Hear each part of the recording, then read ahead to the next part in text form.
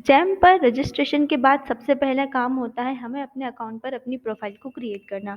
जब हम अपनी प्रोफ़ाइल को बनाते हैं, तो उसमें हमसे कई सारी जानकारियाँ माँगी जाती है, जैसे हमारे बैंक अकाउंट की डिटेल्स माँगी जाती है या फिर हमारे ऑफ़िस के एड्रेस की डिटेल माँगी जाती है, हमारा जीएसटी माँगा जाता है। उसी तरह से वहाँ पर एक ऑप्शन होता है टैक्स असेसमेंट का।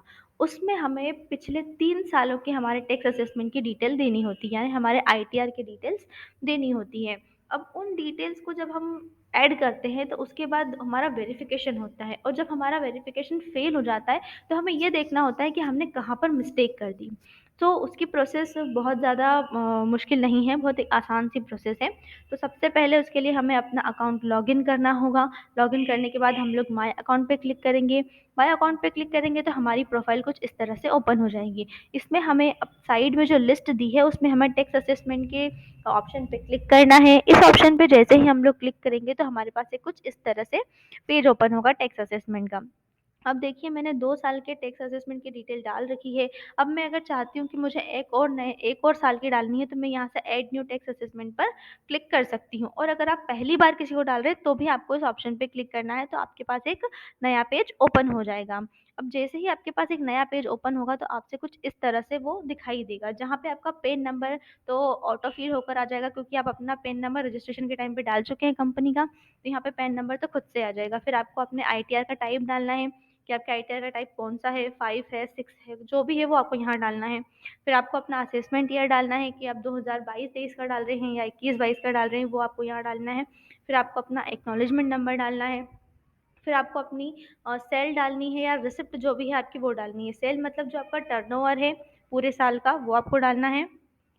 या फिर रिसिप्ट में हम दूसरी जो भी अमाउंट आती है, जो भी हमने आईटीआर में डाली है, वो हम यहाँ डालेंगे। रिसिप्ट यानी कि net of returns and refunds and duty of taxes if any है सबमिटेड इन योर आईटीआर। आपने अपने आईटीआर में जो भी रिसिप्ट यहाँ डाली है वो आपको यहाँ डालनी है। अब सबसे लास्ट में आता है प्रॉफिट एंड गेन। तो इस अमाउंट को डालने में बहुत सारे लोग कई बार मिस्टेक कर जाते हैं, जिस वजह से उनकी असेसमेंट की जो डिटेल्स हैं वो वेरीफाई नहीं हो पाती है। तो सबसे पहले तो मैं आपको ये बताऊँ कि ये जो डिटेल्स जब आप असेसमेंट की डालते हैं तो वो आपको अपने एक्नॉलेजमेंट में से नहीं डालनी है, ये आपको अपने आईटीआर फॉर्म में से डालनी है, क्योंकि सारे डिटेल इसकी जितने भी हैं वो सब आपको आईटीआर फॉर्म में से ही मिलेंगी।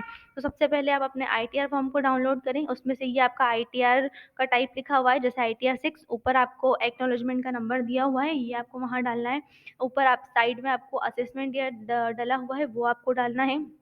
इस तरह से ये सारी चीज़ें आपको अपने फॉर्म में से मिलेगी। नेक्स्ट आपको अपना टर्नओवर डालना है और टर्नओवर डालने के बाद जब प्रॉफ़िट या गेन डालने की बात आती है, तो लोग क्या करते हैं कि जो प्रॉफ़िट एंड लॉस अकाउंट होता है, उसमें नीचे जो बैलेंस दिया होता है उन लोगों को, या जो भी उनकी कम्प्रिहेंसिव अमाउंट होती है, वो इसे वहाँ पर फ़िल कर देते हैं। तो ये अमाउंट आपको नहीं डालनी है, आपको स्क्रॉल डाउन करना है। आप स्क्रॉल डाउन करके जाएँगे तो नीचे आपको एक पार्ट बीटीआई मिलेगा। उस पार्ट में जो भी आपको सेकंड नंबर जो होता है, profit and gain from business and profession वाला पार्ट जो होता है, उसके सबसे लास्ट वाले ऑप्शन का टोटल आपको वहाँ डालना है। यानी कि जो फोर्थ नंबर का ऑप्शन होता है वहाँ की अमाउंट आपको वहाँ डालनी है। फिर चाहे वो 0 हो, 1 हो, 2 हो या माइनस में हो, जिस तरह की भी अमाउंट है, आपको पार्ट बी टी आई की ही वहाँ पर अमाउंट डालनी है अपने प्रॉफिट और गेन वाले बॉक्स में। आपको प्रॉफिट एंड लॉस वाली शीट में से नहीं डालना है। इसी वजह से बहुत सारे लोग जब प्रॉफिट एंड लॉस में से वो अमाउंट जब वहाँ डाल देते हैं तो वेरिफिकेशन नहीं होता है। हमारा वेरिफिकेशन जब हो जाता है ना, तो उसके बाद हमें कुछ अपनी जो जो होती है, जो हमारी शीट होती है, वहाँ पर ग्रीन कलर के राइट के निशान दिखाई देते हैं, जो मैं आपको आगे दिखाऊँगी। अब जैसे ही आप अपनी अमाउंट वहाँ डालेंगे, उसके बाद आपका क्रिएट का जो ऑप्शन है ये एक्टिव हो जाएगा। आप जैसे ही क्रिएट पे क्लिक करेंगे, आपकी जो डिटेल है वो फिल हो जाएँगी, ऐड हो जाएगी, सेव हो जाएगी। अब आपकी डिटेल आपने जो डाली है वो सही है या नहीं, इसका पता हमें तब चलेगा जब हम इसे सेव करने के बाद देखेंगे। अब जैसे कि यहाँ पे मैंने कुछ गलती कर दी है डालने के लिए, तो यहाँ पर आ गया है नॉट वेरीफाइड। इसका मतलब मैंने डिटेल्स डालने में कहीं न कहीं कोई मिस्टेक कर दी है। ये और नॉट वेरीफाइड हमें 2 कंडीशंस में दिखाई देता है कि या तो हमने अपने डिटेल्स डालने में कोई गलती की है या फिर साइट में कोई इश्यू चल रहे हैं। अगर हमारा जो भी हमने डिटेल्स डाली हैं, अगर वो सही हैं, तो सही होती हैं तो हमारे यहाँ पर क्रॉस के निशान की जगह पर ग्रीन कलर के जो होते हैं राइट के मार्क्स आते हैं और वहाँ पे वेरीफाइड लिखा होता है कुछ इस तरह से। देखिए कि दोनों साल की जो डिटेल्स मैंने डाली थी ये दोनों सही हैं और वो वेरीफाई हो चुकी हैं, इसलिए यहाँ पर ग्रीन कलर के राइट के निशान है और यहाँ पे वेरीफाइड लिखा हुआ है। और यहाँ पर मैंने जो डिटेल्स थी वो गलत डाली थी, इसलिए यहाँ पे नॉट वेरीफाइड लिखा हुआ है और क्रॉस के निशान है। और जब तक ये क्रॉस के निशान रहेंगे इसका मतलब है कि हमारी जो डिटेल्स है टैक्स असेसमेंट की वो वेरीफाई नहीं हुई है।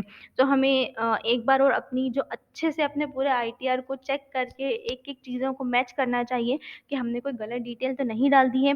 और अगर सही डिटेल डालने के बाद भी अगर ये क्रॉस के निशान नहीं हटते हैं तो फिर हमें जैम की हेल्प डेस्क से मदद लेनी चाहिए। सो ये थी टैक्स असेसमेंट की जानकारी कि किस तरह से इस प्रोसेस को किया जाता है। और इसके अलावा अगर आप हमसे टैक्स असेसमेंट की या जेम पोर्टल की कोई भी जानकारी चाहते हैं तो आप हमसे संपर्क कर सकते हैं। हमारा कॉन्टैक्ट नंबर, हमारा ऑफिस एड्रेस हमने सब कुछ इसमें शो किया है वीडियो में। वीडियो देखने के लिए थैंक्स टू ऑल।